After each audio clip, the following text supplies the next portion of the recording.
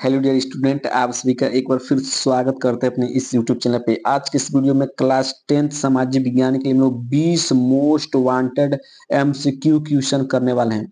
यदि आपने बस इस 20 एमसीक्यू क्वेश्चन कर लिया तो इससे बाहर कुछ नहीं आएगा। 100% है बाबू। ये 2024, 2023 और 2022 का ये सब एमसीक्यू क्वेश्चन है। मैंने तीनों साल को मिलाकर ये 20 बॉयबिल प्रश्न लाया है, जो वेरी वेरी मोस्ट इंपोर्टेंट होने वाला है 2025 एग्जाम के लिए। तो आपको कुछ नहीं करना है। यदि अभी तक आपने कुछ भी नहीं पढ़ा है तो आपके लिए 20 एमसीक्यू क्वेश्चन एकदम रामबाण सिद्ध होने वाला है। तो चलिए एक एक प्रश्न को हम लोग देख लेते हैं, समझ लेते हैं। आप इसका एक एक प्रश्न का स्क्रीनशॉट ले लीजिएगा, कॉपी पे लिखकर याद कर लीजिएगा, ठीक है। तो चलिए, सबसे पहला प्रश्न आपने देख लिया होगा। और यदि आप हमारे चैनल पर पहली बार आए होंगे तो चैनल को सब्सक्राइब कीजिएगा, वीडियो को लाइक और एक प्यारा सा कमेंट जरूर कीजिएगा। लिखने में बहुत ज्यादा समय लगता है बाबू, तो इसके लिए आप कुछ नहीं करना, बस एक सब्सक्राइब और वीडियो को लाइक और प्यारा सा कमेंट जरूर करना है, ठीक है। तो चलिए, सबसे पहला प्रश्न है कि फ्रांस की क्रांति कब हुई थी। वेरी वेरी मोस्ट इंपोर्टेंट प्रश्न है, वेरी वेरी मोस्ट इंपोर्टेंट ये वाला प्रश्न बाबू, कि फ्रांस की क्रांति कब हुई थी, ठीक है। आप इस प्रश्न को जरूर से जरूर तैयार कर लीजिएगा, बहुत आसान है और वेरी वेरी मोस्ट इंपोर्टेंट वाला प्रश्न है कि फ्रांस की क्रांति कब हुई थी, ठीक है। 1848 में, 1817 में, 1789 में या 1615 में, ठीक है। तो इसका राइट आंसर क्या आ जाएगा बाबू, कि जो फ्रांस की क्रांति हुई थी कब हुई थी बाबू, 1789 में। किसमें? 1789 में। तो ऑप्शन नंबर सी क्या हो जाएगा, बिल्कुल करेक्ट हो जाएगा। मोस्ट इंपोर्टेंट वाला सवाल है कि फ्रांस की क्रांति कब हुई थी, ठीक है। 1789 में, याद रखिएगा, ठीक है। अब आप इसका स्क्रीनशॉट ले सकते हैं, ठीक है। अब हम लोग बढ़ते हैं इसके दूसरे वाले प्रश्न पर। दूसरा प्रश्न क्या है? दूसरा प्रश्न जूसेफ मेस्नी का संबंध था। मोस्ट इंपॉर्टेंट है, मोस्ट इंपॉर्टेंट है 2025 के लिए। और ये आउट क्वेश्चन होंगे। आउट मतलब 2025 के पेपर में छप गया प्रश्न। जूसेफ मेस्नी का संबंध किससे था? इटली के एकीकरण से, जर्मनी के एकीकरण से, इंग्लैंड के राष्ट्रवाद से या फ्रांस के राष्ट्रवाद से, ठीक है। तो जूसेफ जो मेस्नी था, इसका संबंध किससे था बाबू? इटली के एकीकरण से। किससे था? इटली के एकीकरण से था। तो ऑप्शन नंबर ए क्या हो जाएगा, बिल्कुल करेक्ट हो जाएगा। और इसको आपको तैयार करना है, क्योंकि 2025 का आउट क्वेश्चन है, ठीक है। एकदम आउट हो गया प्रश्न, ठीक है। तो अब हम बढ़ते हैं इसके अगले वाले प्रश्न पर। अगला प्रश्न क्या है कि हिंद स्वराज, हिंद स्वराज पुस्तक के लेखक कौन है, ठीक है। मोस्ट इंपोर्टेंट ये प्रश्न है। ये भी 2025 का आउट क्वेश्चन है। ये भी 2025 का क्या है, आउट क्वेश्चन है, कि हिंद स्वराज पुस्तक के लेखक कौन है। जवाहरलाल नेहरू जी, महात्मा गांधी जी, फावे जी, बाल गंगाधर तिलक ने, ठीक है। तो इसका राइट आंसर क्या हो जाएगा, कि जो हिंदू स्वराज के पुस्तक के लेखक कौन है बाबू? तो आपका राइट आंसर हो जाएगा option number B, Mahatma Gandhi ji. Mahatma Gandhi ji क्या है, हिंदू स्वराज पुस्तक के लेखक हैं। तो ऑप्शन नंबर बी क्या आ जाएगा, बिल्कुल करेक्ट आंसर हो जाएगा। आपको अपने आप को जज करना है कि आप कितना प्रश्न अभी तक आपने सही किया है, ठीक है। 20 एमसीक्यू क्वेश्चन में आपको कितना एमसीक्यू आ रहा था, आपको कमेंट बॉक्स में बताना है, ठीक है। चलिए अब हम लोग अगले प्रश्न पर बढ़ते हैं। अगला प्रश्न क्या है, निम्नलिखित में से किसने बारदोली सत्याग्रह का नेतृत्व किया था।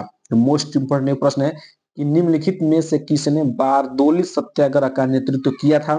महात्मा गांधी जी ने, चंद्रशेखर आजाद ने, ज्योतिबा फूले ने या सरदार वल्लभ भाई पटेल, ठीक है। तो बताना है कि बारदोली सत्याग्रह, कौन सत्याग्रह? बारदोली सत्याग्रह का नेतृत्व किसने किया था? सरदार वल्लभ भाई पटेल। किसने किया था वो? सरदार वल्लभ भाई पटेल ने। तो ऑप्शन नंबर डी क्या हो जाएगा, इसका राइट आंसर हो जाएगा। ये भी आउट क्वेश्चन है 2025 का, ठीक है। सरदार वल्लभ भाई पटेल जी, ठीक है।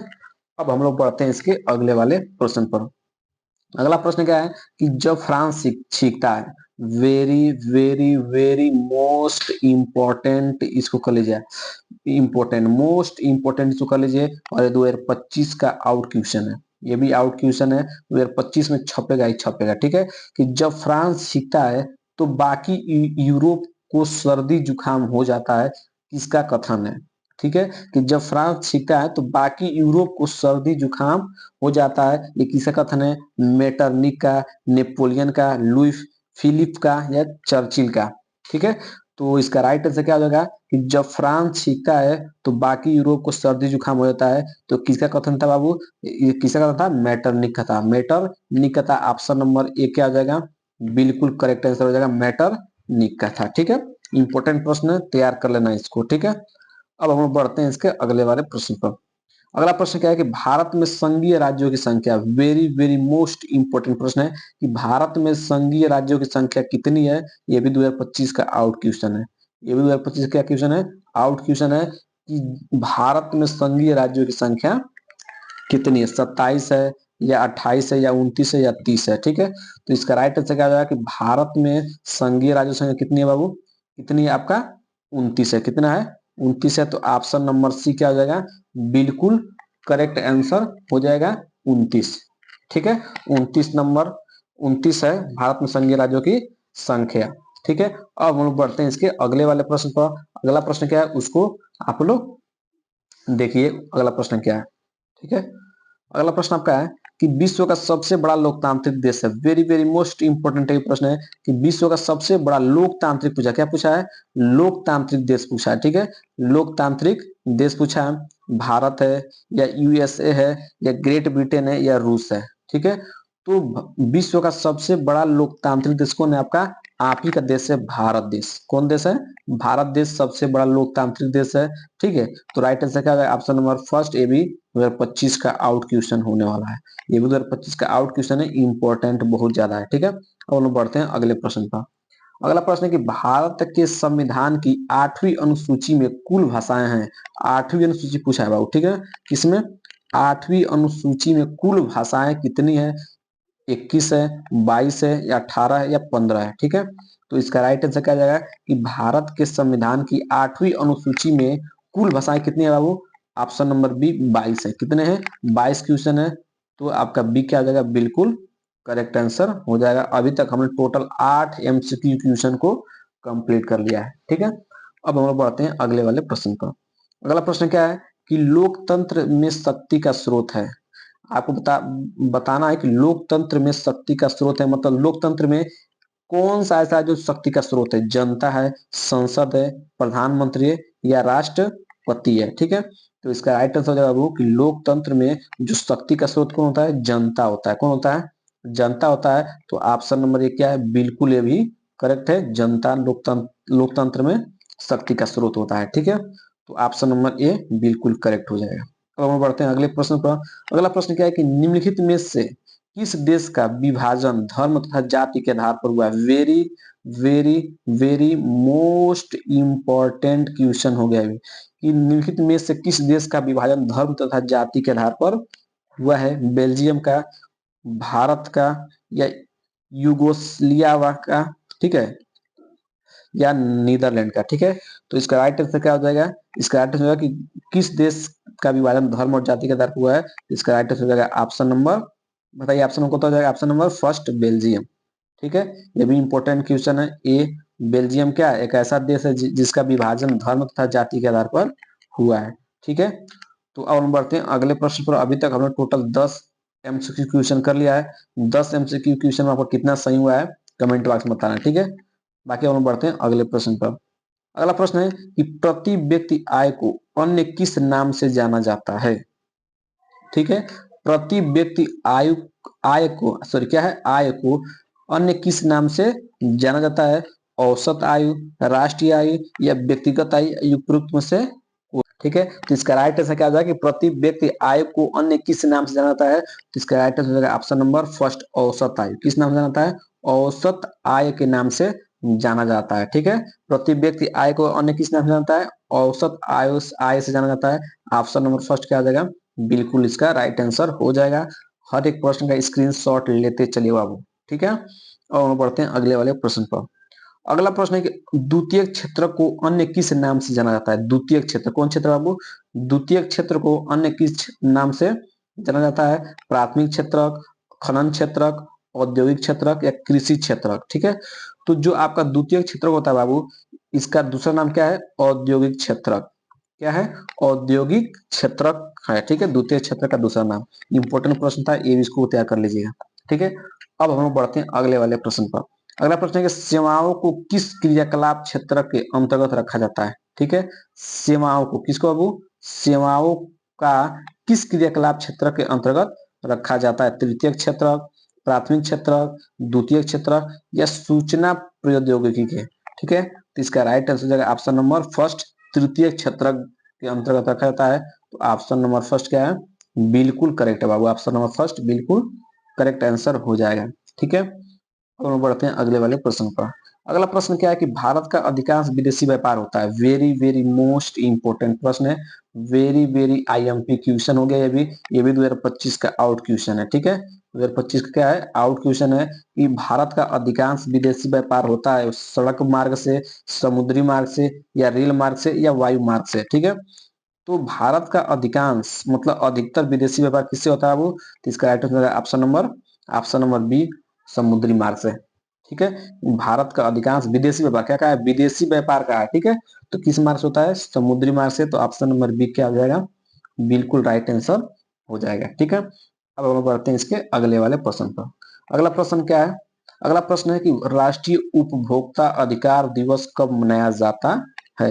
राष्ट्रीय उपभोक्ता अधिकार दिवस, ये भी very very most important question है।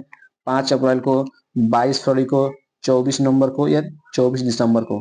ठीक है, तो इसका राइट आंसर हो जाएगा कि राष्ट्रीय उपभोक्ता अधिकार दिवस 24 दिसंबर को मनाया जाता है। कब मनाया जाता है, 24 दिसंबर को। तो ऑप्शन नंबर डी क्या है, बिल्कुल करेक्ट आंसर हो जाएगा। ठीक है, अब हम लोग बढ़ते हैं इसके अगले वाले प्रश्न पर। अगला प्रश्न क्या है, ध्यान समझिएगा। अगला प्रश्न है कि इनमें से किस राज्य या संघ राज्य क्षेत्र में काली मृदा पाई जाती है। इनमें से किस राज्य या संघ राज्य क्षेत्र में काली मृदा पाई जाती है। ठीक है, जम्मू और कश्मीर में, राजस्थान में, महाराष्ट्र में, या झारखंड में। ठीक है, तो आप बताना कि इसमें कौन कौन सा राज्य जिसमें काली मृदा पाई जाती है, मतलब काली मिट्टी पाई जाती है। इसका ऑप्शन नंबर सी, महाराष्ट्र में। कहाँ पाई जाती है, महाराष्ट्र में काफी ज्यादा काली मिट्टी पाई जाती है। तो ऑप्शन नंबर सी क्या है, बिल्कुल करेक्ट आंसर है। ठीक है, अब हम बढ़ते हैं अगले वाले प्रश्न पर। अगला प्रश्न क्या है कि एजेंडा एजेंडा 21 का संबंध किससे है। वेरी वेरी मोस्ट इंपोर्टेंट प्रश्न है कि एजेंडा 21 का संबंध किससे है। ओजोन क्षरण से, वैश्विक तापन से, या जलवायु परिवर्तन से, या सतत पोषणीय विकास से। ठीक है, तो एजेंडा 21 का संबंध किससे बाबू, तो एजेंडा 21 का संबंध किससे है, वैश्विक तापन से। किससे है, वैश्विक तापन से। तो ऑप्शन नंबर बी क्या है, बिल्कुल करेक्ट है। और ये 2025 का आउट क्वेश्चन है, ये भी आउट क्वेश्चन 2025 का, लिख लीजिए इसको। ठीक है, और बढ़ते हैं अगले प्रश्न पर। अगला प्रश्न क्या है कि ग्रीन इंडिया मिशन किस वर्ष में आरंभ किया गया था। ठीक है, जो आपका ग्रीन इंडिया मिशन है 21 वर्ष में आरंभ किया गया था, 2013 में, 2012 में, 2014 में, 2011 में। ठीक है, तो आपका ग्रीन इंडिया मिशन आपका 2014 में आरंभ किया गया था। तो ऑप्शन नंबर सी क्या है, बिल्कुल करेक्ट आंसर हो जाएगा। ठीक है, अब हम लोग बढ़ते हैं अगले वाले प्रश्न पर। अगला प्रश्न क्या है कि निम्नलिखित में से कौन सी फसल मुख्य रूप से जायद फसल का उदाहरण है। मुख्य रूप से पूछा है, ठीक ना, मुख्य रूप से जायद फसल, कौन सा फसल, जायद फसल का नाम लिया है, जायद फसल। ठीक है, तो इसका राइट आंसर क्या हो जाएगा, पहला ऑप्शन है धान, गेहूं, चना, या तरबूज। ठीक है, तो इसका राइट आंसर हो जाएगा कि जायद, मुख्य रूप से जायद फसल का उदाहरण कौन है, तरबूज। ठीक है, तो ऑप्शन नंबर डी क्या है, बिल्कुल करेक्ट आंसर है तरबूज। ठीक है, अब हम लोग बढ़ते हैं अगले वाले प्रश्न पर। और आखिरी प्रश्न है कि आग्नेय चट्टानों में पाया जाने वाला खनिज है।